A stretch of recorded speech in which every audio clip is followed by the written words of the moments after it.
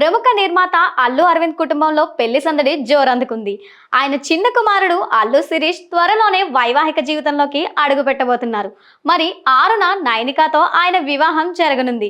కుటుంబ సభ్యుల సమీక్షలో సాంప్రదాయకంగా ఈ వేడుకను నిర్వహించేందుకు ఏర్పాట్లు వేగంగా కొనసాగుతున్నాయి.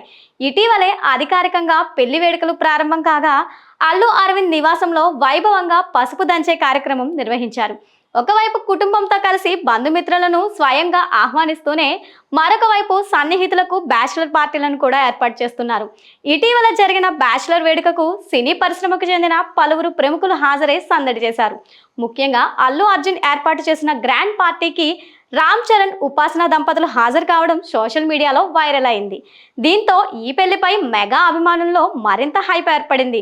సాంప్రదాయం ప్రకారం పెళ్లి శుభలేఖల పంపిణీ కార్యక్రమాన్ని శిరీష్ కుటుంబ సభ్యులతో కలిసి నిర్వహిస్తున్నారు.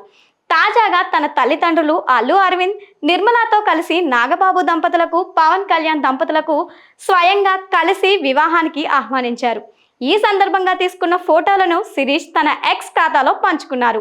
మామయ్యలు తన పెళ్లి పట్ల ఎంతో ఆనందంగా ఉన్నారని, వారి ఆశీస్సులు తనకు ఎంతో ముఖ్యమని ఆయన ఎమోషనల్ అయ్యారు. మరొక వైపు తెలుగు ఆచారాల ప్రకారం మొదటి శుభలేఖను పెద్ద మావయ్యకు అందించే సాంప్రదాయాన్ని కూడా శిరీష్ కొనసాగించారు.